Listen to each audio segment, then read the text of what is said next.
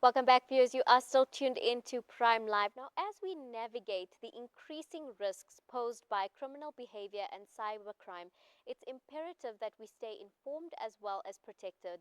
And today we are joined by Lauri Kittsa, who is from CYBARETI, a company that specializes in protecting us but also specializes in fields of security as well as cyber safety. Join us in our conversation today because they have a wealth of experience in fraud prevention, cybersecurity, and Lauri is here to talk to us more about how we can best protect ourselves from scams that do exist online on social media. So do stay tuned for our conversation today. Good evening, Lauri. Thank you so much for joining us on Prime Live. Hello, thank you so much for having me. I'm very excited to delve into this conversation, and I say that because any of us can fall victim to a scam at any point in time. And I think it's important for us to be able to be given the tools and the resources by a specialist in the field to make sure that we are protected. But before we get into all of that, let's talk a bit more about CYBARETI. Talk to us about why you decided to start this company and what was the journey and inspiration behind it. So I'm a criminologist. I study defender profiling, and while I was involved in crime, I saw that more and more of the approaches were made online. So we either had recruiting online, or we had the sale of the victim online, or we had the extortion online, but there was always this cyber component. And I looked at this and I got more and more interested in the cybersecurity side of things. And that's basically how CYBARETI was born. It was actually born in Botswana under CYBARETI Consulting Services, which still exists. And we train the intelligence services and the police and so on in Botswana as well. And yeah, it just went from there. Then I came back to South Africa in 2020, started CYBARETI here. We started training the Hawks, the National Prosecuting Authority, on the investigation specifically of cybercrime, and at that time specific to the tells for human trafficking. And of course, human trafficking often starts with the initial scam. Wow, that's incredibly impressive. And I just want to say, I love to see women leading in the field of cybersecurity and cybercrime. So I'm really inspired by your journey and your presence and all the incredible work that you've been able to do in training all our officials. It's absolutely impressive. Now, when it comes to a scam, I think we are all at risk of falling victim to a scam.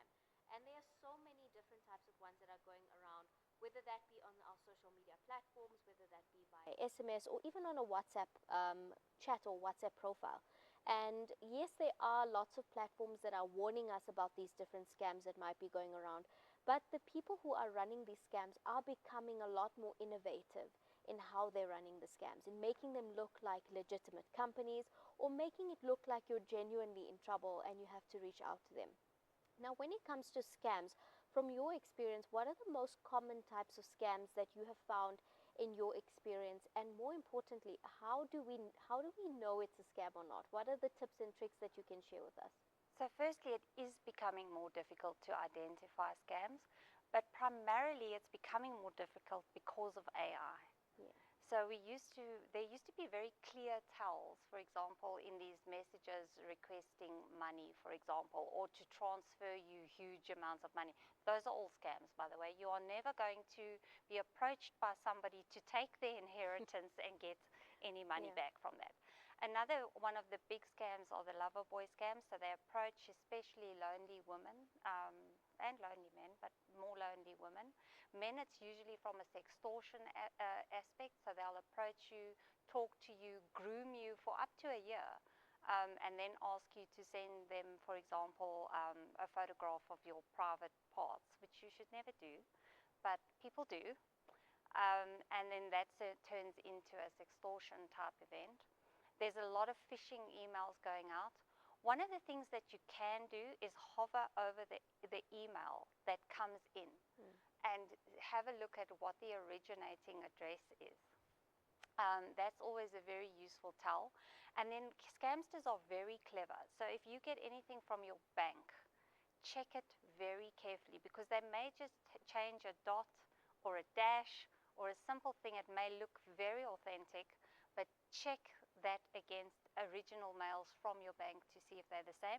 But if anybody's asking you for any passwords or anything like that, it's a scam.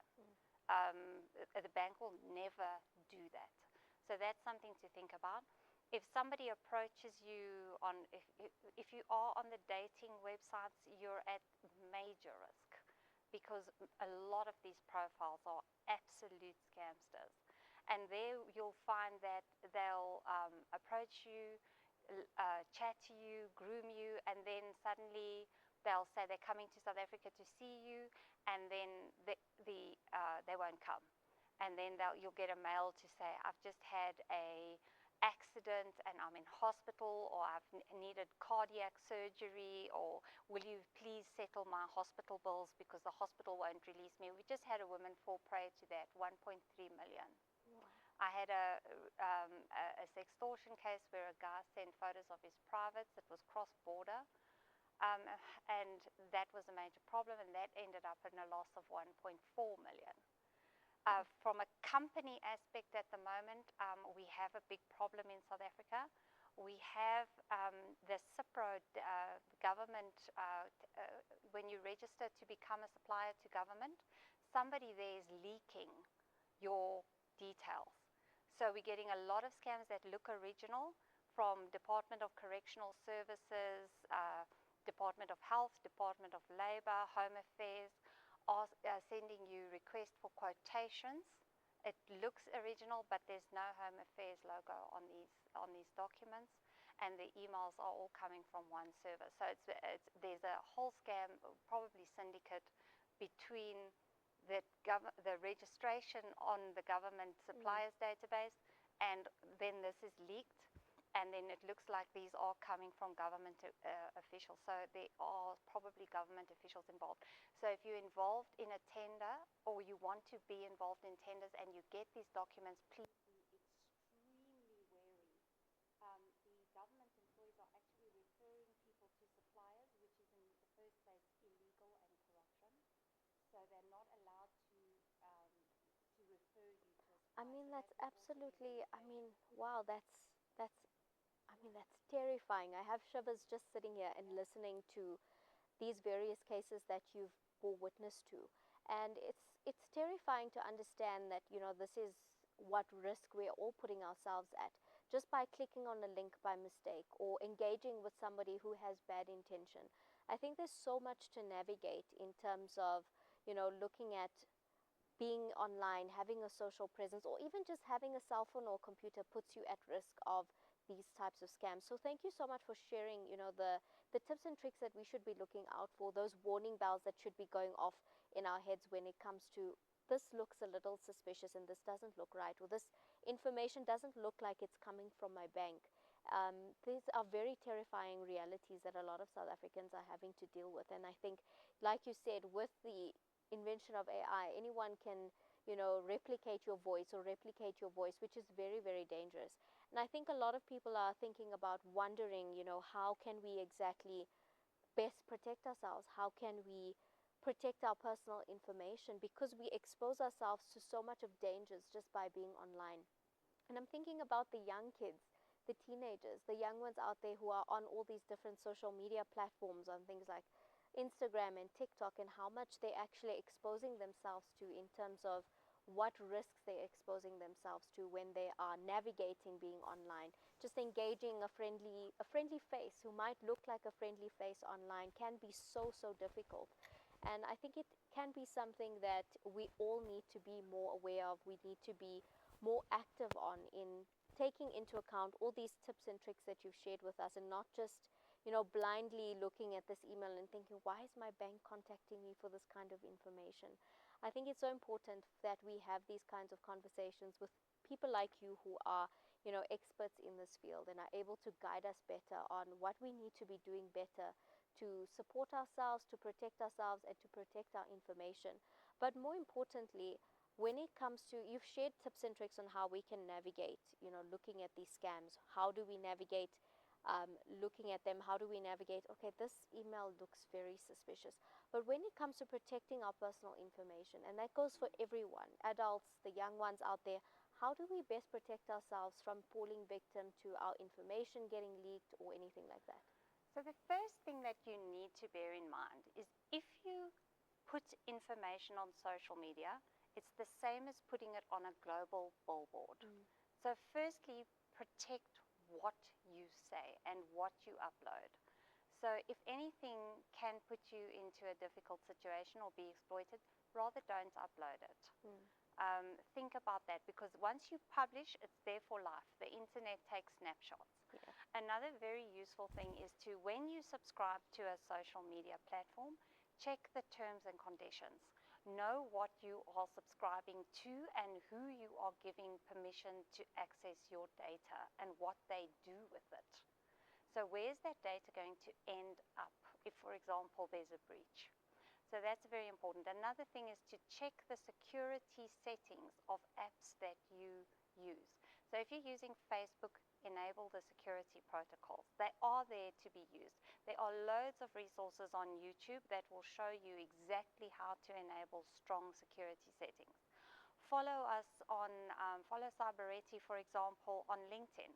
We post all the time on cybersecurity, on open source intelligence, on how to look for information on people. We also do courses, which we're actually, to enable people to identify scams, for especially business people. Yeah. So and watch the trends. Just go onto YouTube every now and again and put latest scams. And then there's a wealth of information being published all the time. So stay abreast, stay aware, guard your images very carefully, because today there's software that can actually lift a fingerprint. If you actually put a photograph of your fingerprints up on the internet, we can take that fingerprint off of the photograph if it's high enough resolution. So be careful, smudge out those details. Never put photographs of your children, because children are easy to exploit. I always say rather don't put any photographs of your children, and if you really have to, blur the face. Don't click on links that you don't know. If that thing comes to you, it doesn't matter if it promises you the world. I mean, they always link it to some sort of financial gain, or you can win a free t-shirt or a free cap. Decide if a free cap is worth your entire bank account. Because once they get the malware or the keylogger onto your machine, they have all your information. And it's by clicking the link, it will take you through to a malicious website. They will download a program onto your computer, and they will siphon off data. And for companies, that often happens over a period exceeding 240 days. So that's the average time that malware is sitting on your computer, where people are harvesting your data without being seen.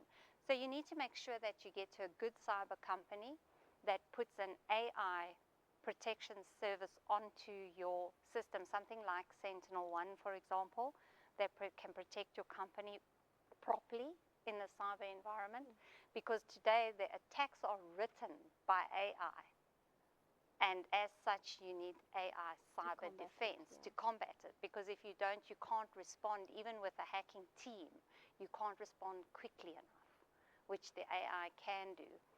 So that's why we recommend securing systems, because that is your number one threat. When it comes to your kids, monitor their phones. See what they are doing and what they are responding to and what they have subscribed to, because that's where you get your data leaks. But the main thing is check the information of everything that comes into your computer. If you suspect it, block it. Don't let them get a second email into your machine. I'm really glad that you decided to also give us your time and also address the risks that businesses are under as well. But Lauri, unfortunately, we have run out of time. I mean, I could sit here talking to you about this forever, because it's so interesting to talk to you and to understand, the different security measures that do exist, and the understanding the risks that we as individuals and businesses are putting ourselves just by merely existing in the world. But Lauri, thank you so much for joining us on Prime Live tonight, as well as sharing, some very, very valuable tips and insight, whether we are individuals or businesses, in terms of how to best protect ourselves, the cybersecurity measures we all need to be putting in place. And those tips and tricks you shared about apps, I'm definitely going to go and do them right now.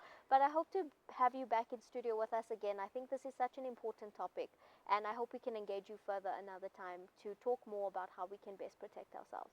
Thank you so much for having me. And please, if anybody is scammed, please reach out immediately to the police, to a loved one, to somebody.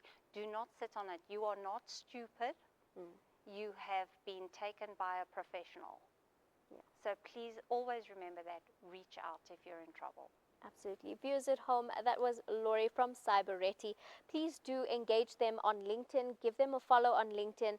Remember, they do post a lot of info and valid information on how you can protect yourself, what are the scams that are going around, and I hope you took value in the lessons and tips and tricks she shared with us this evening, whether you are an individual or a business, in how to best protect your private information and how to best engage yourself online as well. But do stay tuned. We have so much more coming up on the show for you tonight. But on that note, it is time for us to head over to an ad break, and we'll come right back.